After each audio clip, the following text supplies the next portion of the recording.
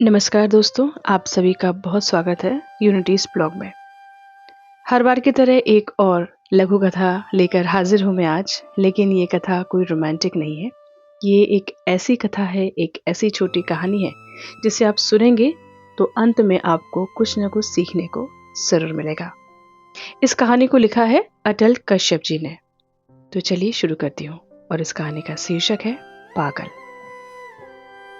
जो खुद से गाफिल है उसे दीवाना कहती है ये दुनिया।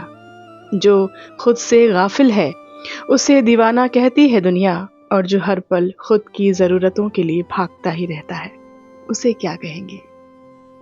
जी हाँ दोस्तों, तो आज की कहानी कुछ इस प्रकार है। आज उस ओवर ब्रिज के नीचे असामान्य हलचल थी। पुलिस की गाड़ी खड़ी थी और उसके चारों ओर लोगों की भीड़ जमा थी। ऑफिस की वैन आने में अभी 5-10 मिनट बाकी थे।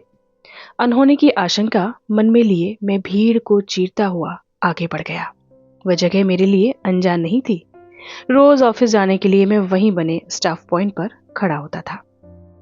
ओवरब्रिज के नीचे एक आदमी बरसों से पड़ा रहता था। मैले कुचैले कपड़े, उलझे हुए बाल, बढ़ी हुई दाढ़ी, और कभी कभी बिना किसी कारण आसमान की ओर देखकर विचित्र आवाजें निकालना। बस इतना ही उसके बारे में जानता था। शायद इसी वजह से बाकी लोगों की तरह मैंने भी उसे कभी नाम से नहीं पुकारा। मेरे लिए वह केवल पागल था। भीड़ के बीच पहुंचते ही मेरे कदम ठिठक गए। जमीन पर वही आदमी पड़ा था। उसके शरीर पर एक मैली सी फटी चादर डाल दी गई थी। पुलिस पंचनामा तैयार कर रही थी। आसपास खड़े लोग अपनी अपनी तरह से अनुमान लगा रहे थे, लेकिन अब वह किसी भी अनुमान से परे जा चुका था। मैं चुपचाप लौट आया। ऑफिस की वैन में बैठा रहा, पर मन बार बार उसी चादर के नीचे सोए चेहरे तक लौट जाता। सोचता रहा आखिर उसके साथ हुआ क्या होगा। शाम को जब ऑफिस से वापस लौटा तो आदतन मेरी नजर फिर उसी जगह चली गई। आज वहां सन्नाटा था। न वह आदमी था, न उसका बिखरा हुआ सामान। उसने केवल वह जगह ही नहीं, ये दुनिया भी छोड़ दी थी। घर की ओर बढ़ते कदमों के साथ मन में एक अजीब सा द्वंद चल रहा था। एक वह था जिसके पास अपना कहने को कुछ भी नहीं था, न घर, न परिवार, न भविष्य की कोई योजना। फिर भी वह अपनी दुनिया में मग्न दिखाई देता था। न कुछ पाने की बेचैनी, न कुछ खोने का भय। और एक मैं था, हर सुबह उसी के सामने बैठकर ऑफिस की वैन का इंतजार करता था। अच्छी नौकरी थी, सिर पर छत भी थी, परिवार था, जरूरत की लगभग हर चीज थी।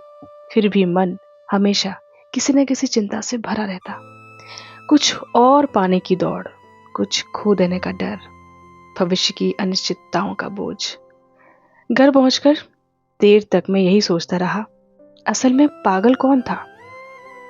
वह जिसका निर्जीव शरीर सुबह एक मैली चादर से ढका पड़ा था, या मैं जो जीवित होकर भी हर दिन भय, लालसा और चिंताओं की बोझ तले अपनी ही जिंदगी जीना भूलता जा रहा था?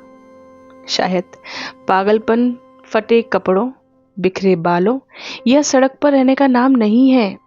हो सकता है पागलपन वह अवस्था हो जब मनुष्य सब कुछ होते हुए भी कभी संतुष्ट न हो सके और जीवन जीने की बजाय केवल उसे ढोता रहे, है ना?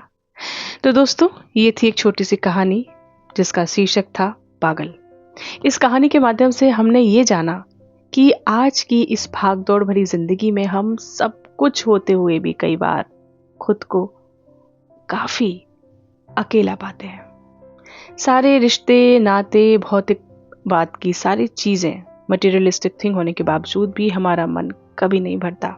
हम अधिक और अधिक पाने की लालसा में अपने आप को इतना तोड़ मरोड़ देते हैं कि जिंदगी को जीना ही छोड़ देते हैं। कितनी सीख दे गई ये कहानी कि पागल वो नहीं होता जो फटे कपड़े, बिखरे बाल, सड़क पर यूं ही पड़ा रहे, बड़बड़ाता रहे। नहीं, पागल वो हर इंसान है जिसके पास सब कुछ होते हुए भी कुछ ना होने का मलाल हमेशा रहता है। अगर हम बात करें, छोटी सी अगर मैं बात करूं आपसे, कि हमारे पास अगर एक साइकिल है तो हमें हमेशा एक स्कूटर चाहिए होगा। स्कूटर है तो कार, कार है तो लग्जरी कार, अगर छोटा सा फ्लैट है तो हमें बड़ा बंगला चाहिए होगा, है ना। तो ये इच्छाएं कभी खत्म नहीं होती, कभी खत्म नहीं होती, और हमें ही इच्छाओं को लगाम देना होगा। बहुत अच्छी सीख दी गई है कहानी। कैसी लगी मुझे कमेंट बॉक्स में ज़रूर बताइएगा। मुझे आपके प्यारे प्यारे कमेंट्स का हमेशा से इंतज़ार रहता है, क्योंकि ये मेरा हौसला बढ़ाते हैं कुछ अच्छा करने को, कुछ अच्छा बोलने को और कुछ अच्छा लिखने को। दोस्तों, मेरी और भी कहानियाँ हैं जिसे आप मेरे चैनल पर जाकर देख सकते हैं, और अगर आप मेरे चैनल पर नए हैं तो मुझे सब्सक्राइब करना मत भूलिएगा, और मेरा कंटेंट अच्छा लगता है तो प्लीज़ इसे शेयर ज़रूर कीजिएगा। आज की कहानी कैसी लगी मैं आप सभी से जानना चाहूँगी, और कुछ कहानियों के लिंक मैं डिस्क्रिप्शन बॉक्स में डाल दूँगी, उसे ज़रूर सुनिएगा। थैंक यू सो मच मुझे सुनने के लिए। मैं हूँ एकता यूनिटी, भारत के दिल मध्य प्रदेश से। मेरे साथ जुड़े रहिएगा।